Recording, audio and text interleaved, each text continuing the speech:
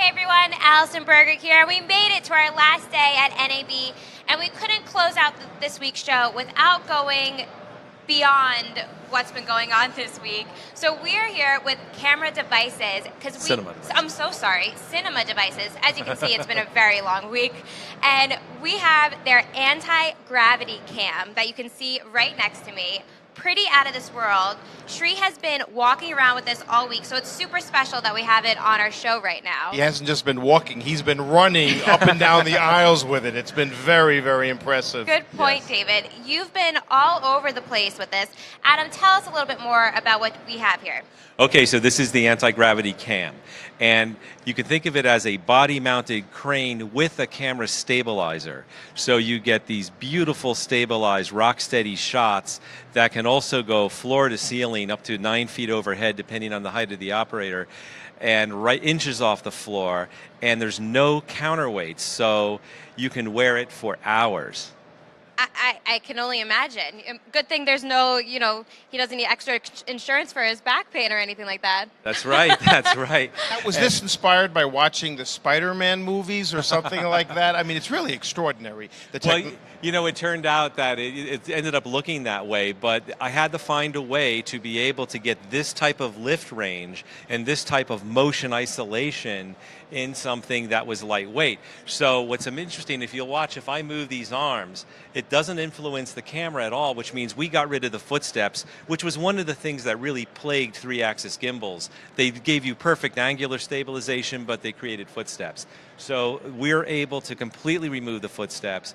We're able to get rid of what we call the translational movement in the z-axis and y-axis, and that's where it really excels. Well, when you just did that, Adam, I saw the monitor, and the screen was still so smooth. Yes. And it looks amazing. Yeah. What this does is it opens up an entire freedom for filmmakers. We can get shots now that we just didn't have the time or the budget to do. We can climb a mountaintop and get a beautiful rise, a beautiful crane shot. We've been on beaches, places where there just wasn't time to get those shots, and that's what really inspired me to build this. Well, speaking of budget, is this making it better for smaller productions, larger productions? Who's buying your product? What we've discovered is the people that are seeing the biggest impact are people that didn't have the resources. They don't have a techno crane. They don't have really expensive equipment, dollies. They don't have the time. But for any level of production, you'll find, like, if you can get on an escalator, start at somebody's feet, move up overhead, corkscrew around them, follow them, that benefits any level of production. And it also, actors get into a flow. So some filmmakers love to just never stop shooting, and they don't want to wait for cameras to be set up. So no matter what your budget, it's a tremendous benefit for that. So you're saving time and money. You're saving time, you're saving money. It gives production values to any level of production, any budget. I can't even imagine what type of footage you've gotten here all week. Well, we gave you some. Can we take a look? Yeah. Are we able to show some of that? I can voice over it if you like, because I can see it. Whoops. Let me ask you a quick question. You Sure. mentioned the three-axis gimbal. Yes. And when I hear that term, I think nautical in terms of the sea. And also, when I see the bungees and the levers and the pulley systems, I'm just wondering if there was any inspiration there from what's worked so well in the nautical field, or how you came up with this whole concept. Yeah, it was looking at every material that was available, that was lightweight, that absorbed energy, and that's where the design came from. Incidentally, everything telescopes down. So this may look large, but we can go very compact to get through narrow doorways. So everything shrinks. Everything can hug tight to the operator. So we had a shot in a bathroom stall, and we moved out into the corridor, following an actress all around the house.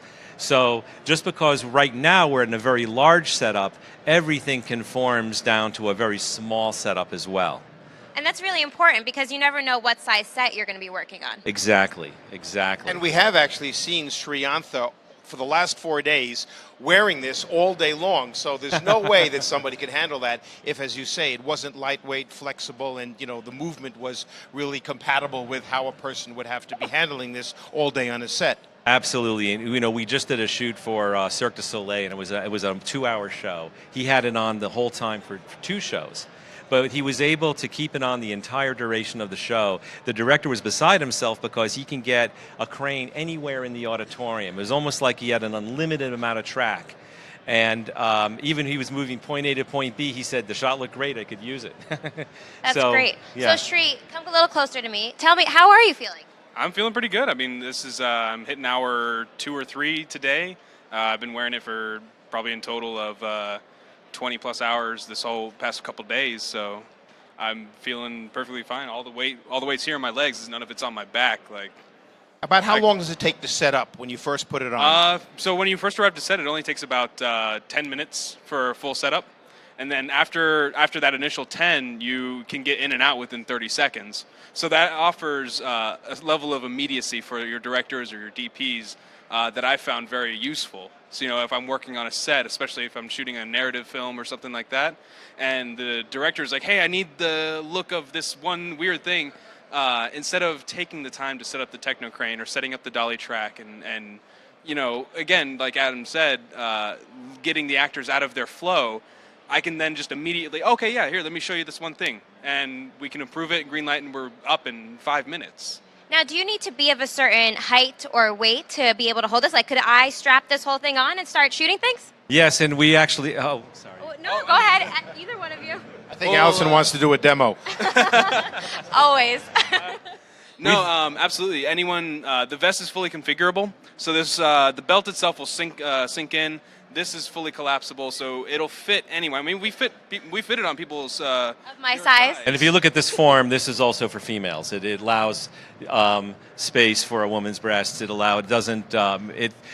we know it's a pretty. We're like tailors. We can build it to anyone's body, and even if you're this tall, you're still going to get the camera 3.5 feet over your head, which is a pretty big advantage. That's a big deal for someone of my size, and I'm wearing heels right now. Can you only about imagine? Here. Yeah. Well, Allyson, it's like your Twitter handle, fun size. This is fun sized. This might be a little more than fun size, but you're right on with that.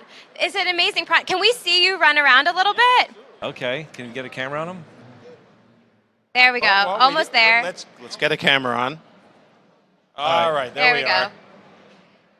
And he's off. He's off. He's going to run down. Look at that. Fantastic. You never have to go to a gym again. Yeah, run down the hallway just so you can. And as you were saying, for the independent filmmaker with limited budgets, etc., this is a must-have. It really opens up an entire world of freedom for them. They're going to get really spoiled because it's going to look like their budgets just shot up. Like, how did they get that shot? That's Amazing. what it's going to be. Why don't we take a little look at the footage you sent us now? Thanks for running around for us, Sri.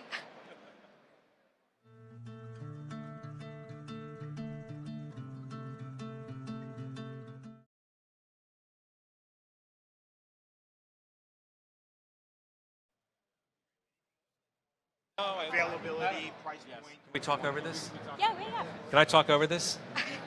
We want to hear you, Adam, loud and clear. Yeah, this is a shot. This is amazing because he's on rollerblades and he's moving around. This is almost like a Russian arm on 2 legs. Here we were at the Steve Harvey show. We were out in a remote location. You would never get counterweights out here. This was something that we could go in with a one man. He literally brought this out in his car, and look at the level of shots. Wow. That looks incredible. Yeah, this is one of our clients, Venture Visuals. They do beautiful work. They're out of Santa Barbara. They're stunning commercial work, and this has opened up a real freedom for them. They can get shots that on a very small crew that looks like they have a very big crew. These are very beautiful commercial shots. What you just mentioned is very important because sometimes, like you said before, with budgets you can't have a huge crew, but you need the talent and you need the people to get something done. And the fact that you can accomplish that with your anti-gravity camera is incredible. Yes, and the cameras they're using are Reds, Alexas, the Canons, Sonys. None of these are compromises. These are state-of-the-art cameras that they shoot high-end features on, and that you're not limited to a tiny camera.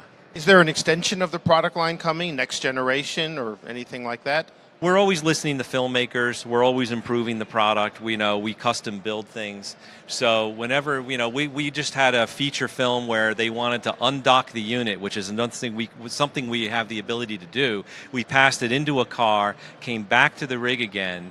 That's something we specialize in, is being able to quickly undock and dock. So smooth. In mid-shot. You can disconnect and go handheld, which is fantastic. So you're not tied into the rig. So that was at Burning Man. So you're in the middle of a very, very hostile environment, getting shots that other systems just would not be happy in at all. It would fit right in at Burning Man. I can absolutely see this rig. It's its own costume in itself. Definitely. Yes. I got a lot of attention there. Or in one of the Alien movies, like with Sigourney Weaver, right? The first Alien movie when she fights. And that's Shri. That's Shri fire dancing. Oh, you guys are having way too much fun with There's this. the skates. Oh, wow. Yeah, this is, and look at this. Look at this. This is like I said, a Russian arm on on skates. So it really does open up an entire universe of possibility. What is the price point and availability? Okay, the price point comes in for the entire unit at about $17,000. We were doing and that's with a discount that we applied for this show. Okay. So we have a couple of units we can deliver right away. We're usually about a 5-week delivery. And then we can also sell this as an independent unit, which comes in, depending on the accessories, from $13,000 to $15,000. That's great. Well, I think it's time for Shri. We'll get you off camera. We'll take it off. It's going to be my turn.